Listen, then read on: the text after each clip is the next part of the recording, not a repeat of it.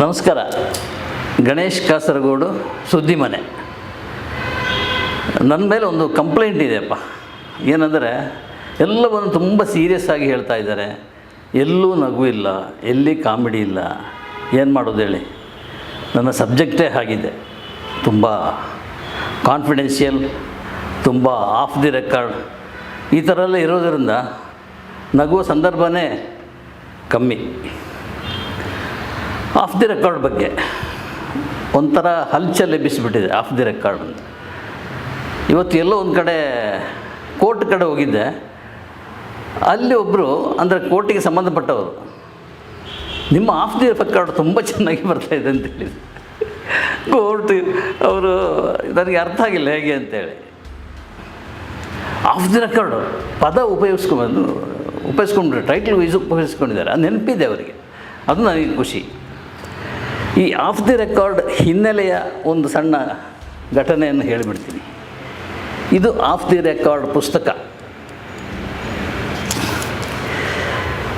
ಇದರ ಚರಿತ್ರೆ ಏನಂದರೆ, ಇದು ಸುಮಾರು 1 ಲಕ್ಷದವರೆಗೆ ಕಾಪಿ ಸೇಲಾಗಿದೆ. ಇಲ್ಲಿ ನೋಡಿ, ಮೇಲೆ ಟಾಪ್ನಲ್ಲಿ ಹಾಕ್ಕೊಂಡಿದ್ದೀನಿ, 24 ಗಂಟೆಗಳಲ್ಲಿ 2ನೇ ಮುದ್ರಣದ ದಾಖಲೆ ಅಂತೇಳಿ. ರೀಲಲ್ಲ, ಇದು ರಿಯಲ್. ಚೌಕಟ್ಟಿಲ್ಲದ ಚಿತ್ರಪಟಗಳು, ಗುಟ್ಟು ನಿಮ್ಮಲ್ಲೇ ಇರಲಿ ಅಂತೇಳಿ ಹೇಳಿ ದಯವಿಟ್ಟು ಇನ್ನೊಬ್ಬರಿಗೆ ಸಾಕ್ಷಿ ಅಂತ ಹೇಳುವಂಥ ಒಂದು ಪ್ರಯತ್ನ ಇದು. 2011ರಲ್ಲಿ 11 ಜೂನ್ 6ನೇ ತಾರೀಕಿಗೆ ಮೊದಲ ಮುದ್ರಣ, ದ್ವಿತೀಯ ಮುದ್ರಣ 7/6/2011, ತೃತೀಯ ಮುದ್ರಣ 11/11/2011, ಹೀಗೆ ಹೋಗ್ತದೆ. ಈಗ ನಾನು ಹೇಳಲಿಕ್ಕೆ ಬರೋದೇನೆಂದರೆ, ಇತ್ತೀಚೆಗೆ ಒಂದು edition, second edition, third edition ಅಂತ ಬರ್ತಾಯಿದೆಯಲ್ಲ, ಅಧಿಕೃತವಾಗಿ ನನಗೆ ಒಂದು ಪಬ್ಲಿಷರ್ ಹೇಳಿದ ಪ್ರಕಾರ ಒಂದು ಎಡಿಷನ್ ಅಂದರೆ, ನನ್ನ ಪ್ರಕಾರ ನಾನು ಇದು ಒಂದು ಎಡಿಷನ್ಗೆ 2000 ಕಾಪಿ ಹಾಕಿದ್ದೇನೆ, ಪ್ರಿಂಟ್ ಮಾಡಿದ್ದೀನಿ. ಅಂದರೆ 50 ಎಡಿಷನ್ ಇದು ಪ್ರಿಂಟ್ ಆಗಿದೆ, ಸುಮಾರು 1 ಲಕ್ಷ. ಆದರೆ ಈಗ 200, ಒಂದು ಎಡಿಷನ್ಗೆ 200 ಕಾಪಿ ಪ್ರಿಂಟ್ ಮಾಡ್ತಾರೆ, ಹೆಚ್ಚಂದರೆ 300 ಕಾಪಿ. ಇದು ಇತ್ತೀಚಿನ ಟ್ರೆಂಡ್. ನಾವು ಆಗ ಪ್ರಿಂಟ್ ಮಾಡ್ತಿದ್ದಾಗ ಈ 1000ಗಿಂತ ಕಮ್ಮಿ ಯಾರೂ ಪ್ರಿಂಟ್ ಮಾಡ್ತಾ ಇರಲಿಲ್ಲ, ಯಾವ ಪ್ರಿಂಟರ್ ಕೂಡ ಹೋಗ್ತಾ ಇರಲಿಲ್ಲ.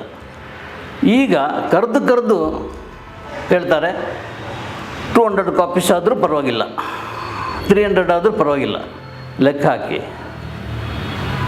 2000, ಒಂದು ಎಡಿಷನ್ಗೆ 2000 ಕಾಪಿಯಲ್ಲಿ 200, 300 ಒಂದು ಎಡಿಷನ್ಗೆ ಪ್ರಿಂಟ್ ಮಾಡೋದು ಎಲ್ಲಿ? ಇದು ಈಗಿನ ಟ್ರೆಂಡ್.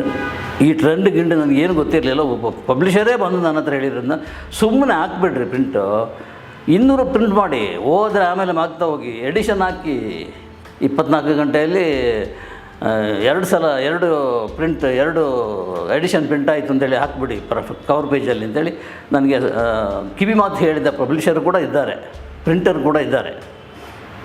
ನನ್ನದು ಅಮ್ಮ ಪ್ರಕಾಶನ. ಈ ಪುಸ್ತಕವನ್ನು ಪ್ರಿಂಟ್ ಮಾಡಲಿಕ್ಕೆ ಯಾರೂ ಮುಂದೆ ಬರಲ್ಲ ಅಂತ ನನಗೆ ಗೊತ್ತು. ಆದ್ದರಿಂದ ಧೈರ್ಯ ಮಾಡಿ, ಹುಂಬತನದಿಂದ ಈ ಪುಸ್ತಕವನ್ನು ಪ್ರಿಂಟ್ ಮಾಡಿದೆ. ಇದರ ವಿಶೇಷ ಏನಂದರೆ, ನಮ್ಮ ಸಪ್ನ ಬುಕ್ ಹೌಸ್ನಲ್ಲಿ ಸುಮ್ಮನೆ ಈಗ ಒಂದು ವಿಸಿಟಿಗೆ ಹೋಗಿದ್ದೆ. ಹೋದಾಗ ಅಲ್ಲಿ ಒಂದು ದೃಶ್ಯ ನೋಡ್ಬಿಟ್ಟು ನಾನು ಬೆಚ್ಚಿಬಿದ್ದೆ. ಏನಂದರೆ, ಅಲ್ಲಿ ಒಂದು ಮಾಸದ ಪುಸ್ತಕ ಅಂತ ಹಾಕಿರ್ತಾರೆ. ಮಾಸದ ಪುಸ್ತಕ ಅಂದರೆ ಮಾಸುವುದಿಲ್ಲ ಮತ್ತು ತಿಂಗಳ ಪುಸ್ತಕ, 2 ಅರ್ಥದಲ್ಲಿ ಅದು ಹಾಕಿರೋದು ಮಾಸದ ಪುಸ್ತಕ ಅಂತ. ಅದಕ್ಕೆ ಒಂದು ಡೆಕೋರೇಷನ್ ಮಾಡಿರ್ತಾರೆ. ನಾನು ಹೋದ ದಿವಸ ನಮ್ಮ ಆಫ್ ದಿ ರೆಕಾರ್ಡ್ ಪುಸ್ತಕನ ಡೆಕೋರೇಟ್ ಮಾಡಿದರು.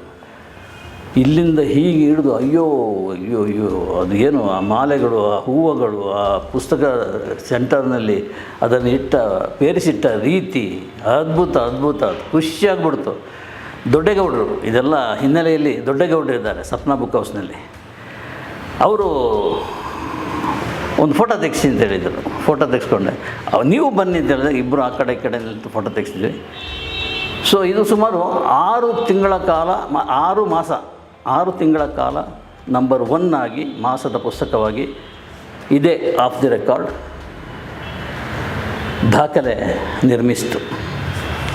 ಈ ಆಫ್ ದಿ ರೆಕಾರ್ಡ್ ಬರಿಬೇಕಿದ್ದರೆ ನಾನು ಸುಮಾರು ಒಂದು 350-500ವರೆಗೆ, 350-500ವರೆಗೆ ಕೆಲವು ಪಾಯಿಂಟ್ಸ್ಗಳನ್ನು ನೋಟ್ ಮಾಡಿದ್ದೆ, ಯಾವುದ್ಯಾವುದು ಬರಿಬೇಕು, ಯಾವುದಾವುದು ಬಿಡಬೇಕು ಅಂತೇಳಿ.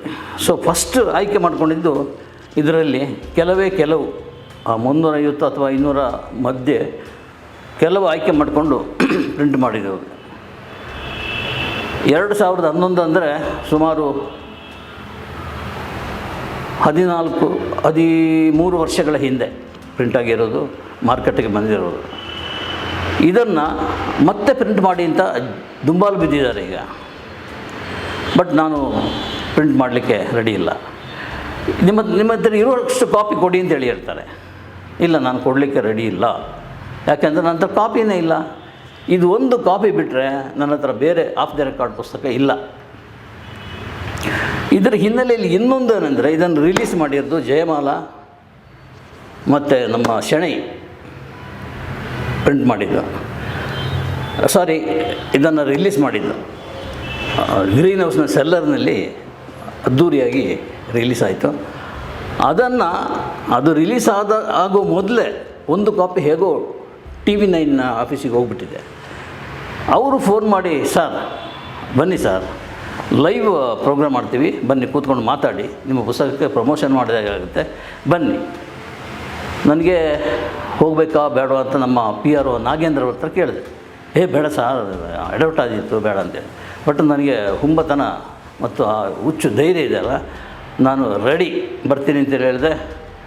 ಸುಮಾರು 6 ಗಂಟೆಯಿಂದ ಇರಬೇಕು, 6 ಗಂಟೆಯಿಂದ 1 ಅವರ್ ಲೈವ್ ಪ್ರೋಗ್ರಾಮ್ ಇದು ಇಷ್ಟೊಂದು ಜನಜನಿತವಾಗಲಿಕ್ಕೆ ಕಾರಣವಾದ್ದು TV9ನ ಆ ಲೈವ್ ಕಾರ್ಯಕ್ರಮ. ಇದಿಷ್ಟು ಆಫ್ ದಿ ರೆಕಾರ್ಡ್ ಹಿನ್ನೆಲೆ. ಇವತ್ತು ಆಫ್ ದಿ ರೆಕಾರ್ಡಿಂಗ್ಸ್ನ ಕೆಲವು ಅಂಶಗಳನ್ನು ನಾನು ಹೇಳಲಿಕ್ಕೆ ಇಷ್ಟಪಡ್ತೇನೆ. ನಮ್ಮ ದರ್ಶನ್ ಅವರು ಬೇಲ್ ಮೇಲೆ ಬಿಡುಗಡೆಯಾಗಿದ್ದಾರೆ. ರೆಗ್ಯುಲರ್ ಬೇಲ್ ಮೇಲೆ ಬಿಡುಗಡೆಯಾಗುವ ಸುದ್ದಿ ಬಂದಿದೆ. ಸೊ ಅದರ ಹಿನ್ನೆಲೆಯಲ್ಲಿ ದರ್ಶನಿಗೆ ಸಂಬಂಧಪಟ್ಟದ್ದು, ಅಂದರೆ ಹಿಂದೆ ಒಂದು 28 ದಿವಸ ಇದೇ ದರ್ಶನ್ ಜೈಲಿಗೆ ಹೋಗಿದ್ದರು. ಆಗ ಜೈಲಿನಲ್ಲಿ ಆದಂಥ ಅನುಭವವನ್ನು ನಾನೀಗ ಹೇಳಲಿಕ್ಕೆ ಹೊರಟಿದ್ದೀನಿ. ಇದು ಆ್ಯಕ್ಚುಲಿ ರಿಲೀಸ್ ಆಗೋ ಹೊತ್ತಿಗೆ, ಅಂದರೆ ಆಗ 28 ದಿವಸ ಜೈಲು ಅನುಭವ ಆದಮೇಲೆ ರಿಲೀಸ್ ಆಗೋ ಹೊತ್ತಿಗೆ ನಾನು ತೂಗುದೀಪ ಅವರ ತಮ್ಮ ದಿನಕರ್ ಹತ್ರ ಫೋನ್ ಮಾಡಿ ಹೇಳಿದ್ದೆ, ಅಕಸ್ಮಾತ್ ದರ್ಶನ್ ಏನಾದರೂ ಹೊರಗೆ ಬಂದಾಗ ನನ್ನ ಹತ್ರ ಮಾತಾಡೋದಿದ್ದರೆ ನನಗೆ ಖುಷಿಯಾಗುತ್ತೆ. ಸೊ ಅಲ್ಲಿ ಹೇಗೆ ಇತ್ತು ವಾತಾವರಣ, ಒಬ್ಬ ಸ್ಟಾರ್ ಜೈಲಿನೊಳಗೆ ಹೇಗಿದ್ದರು, ಯಾವ ರೀತಿ ನಡೀತಾ ಇತ್ತು ಜೈಲಿನ ಪರಿಸರ ಅಂತ ಕೇಳಿದ್ದೆ. ಆದರೆ ಅದು ಆಗಿಲ್ಲ. ಬಂದ ಕೂಡಲೇ ಯಾವುದೊಂದು ಚಿಂಗಾರಿ ಅಂತ ಏನೋ ಸಿನಿಮಾ ಶೂಟಿಂಗ್ ಹೋದರು. ಅಲ್ಲಿಂದ ಸೀದಾ ಯಾವುದೋ ದೇವಸ್ಥಾನಕ್ಕೆ ಹೋದರು. ಸೊ ಟೆಂಪಲ್ ರನ್ನೆಲ್ಲ ಆಯಿತು. ಹಾಗಾಗಿ ನನಗೆ ಭೇಟಿಯಾಗಲಿಕ್ಕೆ ಆಗಿಲ್ಲ. ಬಟ್ ಭೇಟಿಯಾದ ಸಮಯದಲ್ಲಿ ದರ್ಶನ್ ಅವರು ಹೇಳಿರುವಂಥ ಜೈಲಿನ ಅನುಭವದ ಕೆಲವು ತುಣುಕುಗಳನ್ನು ಒಟ್ಟು ಸೇರಿಸಿಕೊಂಡು ನಾನಿಲ್ಲಿ ಪ್ರಸ್ತುತಪಡಿಸ್ತಾ ಇದ್ದೀನಿ. ದರ್ಶನ್ ನನ್ನ ಹತ್ರ ಹೇಳಿರೋದು, ಅಣ್ಣ ಜೈಲಂದರೆ ಏನು ದೊಡ್ಡ ಇದೆಲ್ಲ, ಒಂದು 4 ಗೋಡೆ ಇದೆ, ಗೋಡೆ ಮಧ್ಯೆ ಒಂದು ಜೀವನ ಅಷ್ಟೇ. ನಾನು ಸ್ವಲ್ಪ ಅದನ್ನು ನೋಡಿಕೊಂಡು ಹೇಳಿಬಿಡ್ತೀನಿ. ಕಾರಾಗೃಹದ ಆ 28 ದಿನಗಳು, ಸಾರಥಿ ಸಿನಿಮಾ ಸೋತಿದ್ದರೆ ಏನಾಗ್ತದೆ ಅಂತ ಹೇಳ್ಕೊಂಡಿದ್ದಾರೆ ದರ್ಶನ್. ಅಲ್ಲಿ ವಿಶೇಷ ಏನಂದರೆ, ಏನು ದೊಡ್ಡ ಸ್ಟಾರ್ ಜೈಲಿಗೆ ಹೋಗೋದಂದರೆ ಅದು ಸಣ್ಣ ವಿಷಯ ಅಲ್ಲ, ತುಂಬ ಆತಂಕದ ವಿಷಯ ಅವರಿಗೆ ಸಂಬಂಧಪಟ್ಟು ಕೂಡ. ಜನಕ್ಕೂ ಅಷ್ಟೇ, ಟಿ ವಿಯಲ್ಲಿ ಕಂಡು ನೋಡ್ತಾನೇ ಇರ್ತಾರೆ. ನಮ್ಮ ಸುದ್ದಿ ಮಾಧ್ಯಮವೂ ಅಷ್ಟೇ. ಎಷ್ಟು ಸಲ ಈ ಸಲ ಜೈಲಿಗೆ ಹೋದಲ್ಲಿಂದ ಬಂದು ಈ ರಿಲೀಸ್ ಆಗುವವರೆಗೆ ಅದನ್ನು ಪ್ರಚಾರ ಮಾಡಿದ್ದು. ಸೊ ಅಂಥಲ್ಲಿ ದರ್ಶನ್ ಫಸ್ಟ್ ಟೈಮ್ ಜೈಲಿಗೆ ಹೋದಾಗ ಟೆನ್ಷನ್ ಇತ್ತು ಅವರಿಗೆ, ಸಿಕ್ಕಾಪಟ್ಟೆ ಟೆನ್ಷನ್. ಒಂದು ಹಿಂದಿನ ದಿವಸ ಏನೋ ಶೂಟಿಂಗ್ ಅದು ಇದೇನೋ ಇದಾಗಿ ಪ್ರಾಬ್ಲಮ್ ಆಗಿ ಅದರ ಟೆನ್ಷನ್ನು, ಇನ್ನೊಂದು ಈ ಜೈಲಿಗೆ ಹೋಗ್ತಾ ಇರೋದು. ಸೊ ಅಪ್ಸೆಟ್ ಆಗಿಬಿಟ್ಟು ನಡೀಲಿಕ್ಕಾಗದೆ ಸ್ಟ್ರೆಚರ್ನಲ್ಲಿ ಕರ್ಕೊಂಡೋದ್ರು. ಸ್ಟ್ರೆಚರ್ನಲ್ಲಿ ಕರ್ಕೊಂಡು ಹೋಗುವಾಗ ಅದನ್ನು ಕೂಡ ಸುದ್ದಿ ಮಾಧ್ಯಮಗಳು ಬಿತ್ತರಿಸಿತು. ಅದು ತುಂಬ ನೋವಿನ ವಿಚಾರ ಆಗಿತ್ತು ದರ್ಶನ್ಗೆ.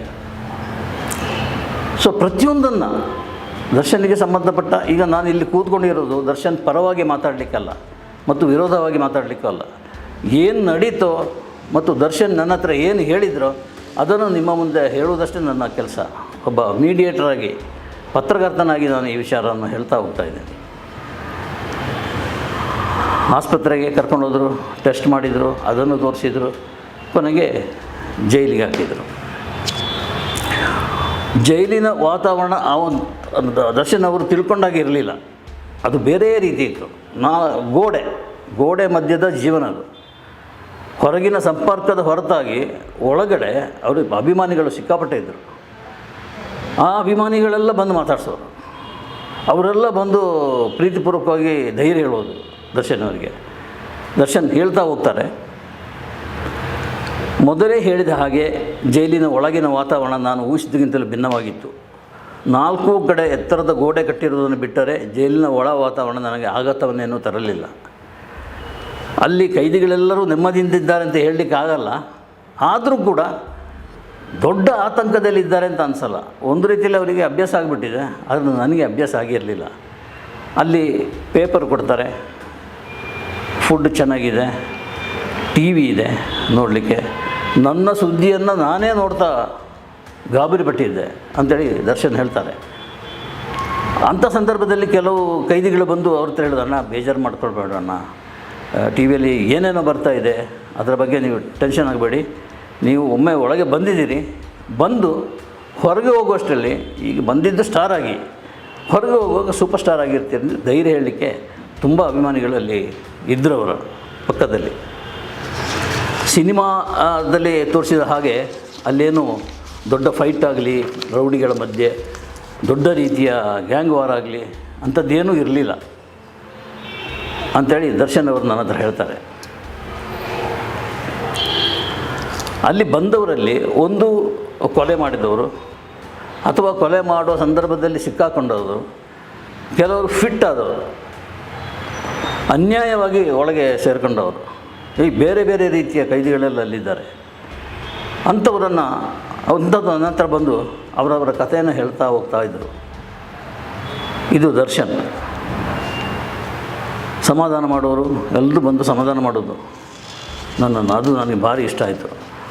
ಅಲ್ಲಿ ನನಗೆ ಸಿಕ್ಕಿದ ಒಬ್ಬ ಗೆಳೆಯ ಅಂದರೆ ನಮ್ಮ ಕಟ್ಟ ಸುಬ್ರಹ್ಮಣ್ಯ ನಾಯ್ಡು ಅವರ ಮಗ ಜಗದೀಶ್ ನಾಯ್ಡು ಅವರು. ಆತ ಯಾಕೆ ಬಂದಿದ್ದಾರಂತ ಗೊತ್ತಿಲ್ಲ, ಜೈಲಿನೊಳಗೆ ಹೇಗೆ ಬಂದಿದ್ದಾರಂತ ಗೊತ್ತಿಲ್ಲ, ಕಾರಣ ನನಗೆ ಗೊತ್ತಿಲ್ಲ.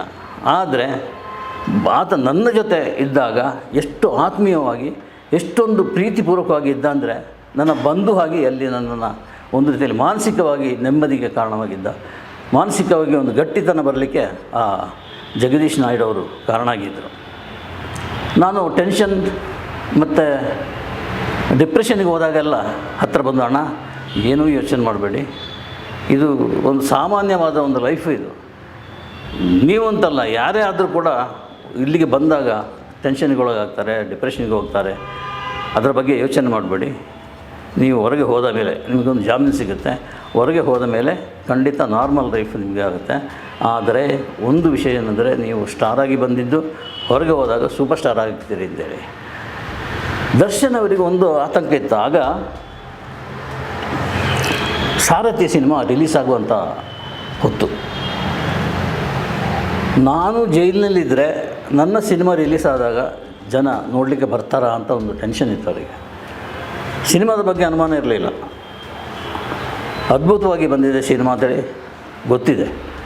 ಆದರೆ ಇದೇ ಒಂದು ಸಮಸ್ಯೆ ಏನಂದರೆ, ಜನ ನೋಡಲಿಕ್ಕೆ ಬರ್ತಾರಾ ಏನೋ ಅಂಥೇಳಿ. ಇದ್ದಕ್ಕಿದ್ದಾಗೆ ಅನೌನ್ಸ್ ಮಾಡಿಬಿಟ್ರು, ಯಾರು ದರ್ಶನ್ ಅವರ ತಮ್ಮ ದಿನಕರ್ ಮತ್ತು ಪ್ರೊಡ್ಯೂಸರ್,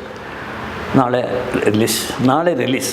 ಇವತ್ತು ರಾತ್ರಿಯ ಅವರ ಅನುಭವ, ದರ್ಶನ್ ಅವರ ಅನುಭವ ಯಾವ ಶತ್ರುಗೂ ಬರಬಾರ್ದು ಅಂತ ನನಗೆ ಅವರದ್ದು ಕೇಳಿದ ಮೇಲೆ ಗೊತ್ತಾಯಿತು. ಏನಾಗುತ್ತೋ ಏನೋ ಅಂಥೇಳಿ ನಿದ್ರೆ ಬರಲಿಲ್ಲ. ಆವಾಗಲೂ ನಮ್ಮ ಇವರು ಕಟ್ಟ ನಾಯ್ಡು ಅವರು, ಜಗದೀಶ್ ನಾಯ್ಡು ಅವರು ಹತ್ತಿರ ಬಂದು ಸಮಾಧಾನ ಮಾಡಿ, ಇಲ್ಲಣ್ಣ ಏನು ಯೋಚನೆ ಮಾಡಬೇಡಿ, ಸಿನಿಮಾ ತುಂಬ ಸಾರಥಿ ಅಂತ ಆ ಟೈಟ್ಲೇ ತುಂಬ ಅದ್ಭುತವಾಗಿದೆ, ಆ ಟೈಟ್ಲ್ ನೋಡಿದರೆ ಏನೋ ದೊಡ್ಡ ಹಿಟ್ ಆಗುತ್ತೆ ಅಂತ ಅನಿಸುತ್ತೆ, ನೀವು ಚಿಂತೆ ಮಾಡಬೇಡಿ ಇರಿ ಅಂತೇಳಿ ಮಾರನೇ ದಿವಸ ರಿಲೀಸ್ ಆಯಿತು. ರಿಲೀಸ್ ಆದ ದಿವಸ ದಿನಕರ್ ಬರಲಿಲ್ಲ. ಸಾಮಾನ್ಯವಾಗಿ ಅವರ ಮಿಸ್ಸಸ್ಸು, ಮಗು, ಆಮೇಲೆ ದಿನಕರ್ ಎಲ್ಲ ಬಂದು ಹೋಗ್ತಾಯಿದ್ರು. ಬಟ್ ಇವರು ಬರಲಿಲ್ಲ. ಭಾರತದಾಗ ಇವರ ದರ್ಶನ್ ಟೆನ್ಷನ್ ಇನ್ನೂ ಜಾಸ್ತಿ ಆಯಿತು. ಯಾಕೆ ಏನಾಯ್ತಪ್ಪ, ಸಾರಥಿ ಸಿನಿಮಾ ರಿಲೀಸ್ ಆಗೋ ಹೊತ್ತಿಗೆ ಈ ಥರ ಆಗೋಯ್ತಲ್ಲ, ಏನು ಮಾಡೋದು ಅಂತ ಯೋಚನೆ ಮಾಡ್ತಿರುವಾಗ ಮಾರನೇ ದಿವಸ ಸ್ವೀಟ್ ಇಟ್ಕೊಂಡು ಬಂದರು ದಿನಕರ್. ಏನಪ್ಪ ಅಂದರೆ ತುಂಬ ಚೆನ್ನಾಗಿ ಹೋಗ್ತಾಯಿದೆ ಸಿನಿಮಾ ಅಂಥೇಳಿ. ಅದ್ಭುತ ಕಲೆಕ್ಷನ್, ಅದ್ಭುತ ರೆಸ್ಪಾನ್ಸ್. ಜನ ಯಾರು ಸಿನಿಮಾ ನೋಡ್ತಾರೋ ಇಲ್ವೋ ಅಂತ ಭಯಪಟ್ಟಿದ್ರು ದರ್ಶನ್ ಅವರು, ಅವರೆಲ್ಲರೂ ಮುಗಿಬಿದ್ದು ನೋಡಿದರು ಸಿನಿಮಾನ. ಸೊ ಸಾರಥಿ ಹಿಟ್ಟಾಯಿತು. ದರ್ಶನಿಗೆ ಹೊರಗೆ ಬಂದ ಮೇಲೆ 28 ದಿನ ಕಳೆದು ಹೊರಗೆ ಬಂದ ಮೇಲೆ ಕಾಡಿದ ಒಂದು ಪ್ರಶ್ನೆ ಏನಂದರೆ, ಅಕಸ್ಮಾತ್ ಸಾರಥಿ ಸೋತಿದ್ದರೆ ನನ್ನ ಪರಿಸ್ಥಿತಿ ಏನಾಗ್ತಿತ್ತು ಅಂತ ಯೋಚನೆ ಮಾಡಿದರೆ ಅವ್ರಿಗೆ ಉತ್ತರ ಇಲ್ಲ. ಅದಕ್ಕೆ ಗೆದ್ದೋಯ್ತಲ್ಲ. ಅಂಥದ್ದೇ ಒಂದು ಸಂದರ್ಭ ಹೀಗೆ ಬಂದಿದೆ ಅಂತ ನನಗೆ ಅನ್ನಿಸ್ತಾ ಇರೋದು. ಯಾಕಂದರೆ ಜೈಲಿಂದ ಬೇಲ್ ಸಿಕ್ಕು ಹೊರಗೆ ಬಂದಿದ್ದಾರೆ. ಹೊರಗೆ ಬಂದಾಗ ಒಂದು ಸಿನಿಮಾ ರೆಡಿಯಾಗಿಲ್ಲ, ಒಂದು ಟ್ರೈಲರ್ ಬಿಟ್ಟಿದ್ದಾರೆ. ಆ ಟ್ರೈಲರ್ ನೋಡ್ತಾ ಇದ್ದರೆ ಯಾಕೋ ಚೆನ್ನಾಗಿದೆ ಅಂತ ಅನಿಸ್ತಾ ಇದೆ. ಬರೀ ಚೆನ್ನಾಗಿದೆ ಅಂತಲ್ಲ, ಏನೋ ವಿಶೇಷವಾದ್ದು ಇದೆ ಅಂತೇಳಿ. ಯಾಕೆಂದರೆ ಆ ಸಿನಿಮಾ ಪ್ರಕಾಶ್, ಮಿಲನ ಪ್ರಕಾಶ್, ಈಗ ಹೆಸರು ಚೇಂಜ್ ಮಾಡ್ಕೊಂಡಿದ್ದಾರೆ. ಪ್ರಕಾಶ್ ಅವರು ಡೈರೆಕ್ಟ್. ಮಿಲನ್ ತುಂಬ ಒಳ್ಳೆಯ ಸಿನಿಮಾ, ನಮ್ಮ ಪುನೀತ್ ಅವರು ಆ್ಯಕ್ಟ್ ಮಾಡಿರೋ ಸಿನಿಮಾ, ಸೂಪರ್ ಹಿಟ್ ಆದ 100 ಡೇಸ್ ಓಡಿದ ಸಿನಿಮಾ. ಸೊ ಅವರು ಏನೂ ಕಮ್ಮಿ ಮಾಡಿರಲಿಕ್ಕಿಲ್ಲ, ಸಿನಿಮಾನ ತುಂಬ ಅದ್ಭುತವಾಗಿ ತೆಗೆಯುವಂಥ ಯೋಚನೆ ಮಾಡಿದ್ದಾರೆ. ಅವರು ಆ ಸಿನಿಮಾನ ಯಾವುದೋ ಮಟ್ಟಕ್ಕೆ ಏರಿಸ್ತಾರೆ ಅಂತ ನನ್ನ ಒಂದು ನಂಬಿಕೆ. ಯಾಕಂದರೆ ಪ್ರಕಾಶ್ ಮೇಲೆ ಆ ಸಿನಿಮಾ ಶುರು ಆಗಬೇಕು, ಶೂಟಿಂಗ್ ಶುರು ಆಗಬೇಕು, ಶೂಟಿಂಗ್ ಮುಗಿದ ನಂತರ ರಿಲೀಸ್ ಆಗಬೇಕು. ಸೊ ನನಗೆ ನಮ್ಮ ಗೆಳೆಯರೊಬ್ಬರು ಹೇಳಿದ ನೆನಪಾಗ್ತದೆ. ನಮ್ಮ ಇದೇ ಸುದ್ದಿ ಮನೆಗೆ ಎಂಟ್ರಿ ಕೊಟ್ಟಾಗ ನಾಗರಾಜ ಕೋಟೆ ಅಂತ ಒಬ್ಬರು ಜ್ಯೋತಿಷಿ, ಅವರು ಹೇಳಿದ ಮಾತು ಈಗ ನೆನಪಾಗೋದೇನೆಂದರೆ, ಅವರು 7ನೇ ತಿಂಗಳಲ್ಲಿ ರಿಲೀಸ್ ಆಗಿದ್ದು ಜಾಮೀನು ಸಿಗುತ್ತೆ, ಹೊರಗೆ ಬರ್ತಾರೆ. ಹೊರಗೆ ಬಂದು ಅದೇನೋ ಸಿನಿಮಾ ಒಂದು ಬಾಕಿಯಾಗಿದೆ, ಅದರಲ್ಲಿ ಆ್ಯಕ್ಟ್ ಮಾಡ್ತಾರೆ. ತುಂಬ ಅದ್ಭುತವಾದ ಸಿನಿಮಾ ಆಗ್ತದೆ ಅದು ಸುಮಾರು ಒಂದು ಏಪ್ರಿಲ್ ಹೊತ್ತಿಗೆ ಏಪ್ರಿಲ್ ಮೇನ ರಿಲೀಸ್ ಆಗುತ್ತೆ. ರಿಲೀಸ್ ಆದಮೇಲೆ ಪುನರ್ಜನ್ಮ ದರ್ಶನ್ ಅವರಿಗೆ ಅಂತ ನಾಗರಾಜ ಕೋಟೆಯವರು ಹೇಳಿದ್ದ ಭವಿಷ್ಯ ಇದು. ಸೊ ಹಾಗೆ ಆದರೂ ಆಗ್ಬೋದು, ಯಾವುದೂ ಇಲ್ಲಿ ಹೇಳಲಿಕ್ಕೆ ಸಾಧ್ಯನೇ ಇಲ್ಲ, ಪರಿಸ್ಥಿತಿ ಆಗಿದೆ. ಸೊ ದರ್ಶನಿಗೆ ಸಂಬಂಧಪಟ್ಟಂತಹ ಆಫ್ ದಿ ರೆಕಾರ್ಡ್ ಇದು. ನಮಸ್ಕಾರ.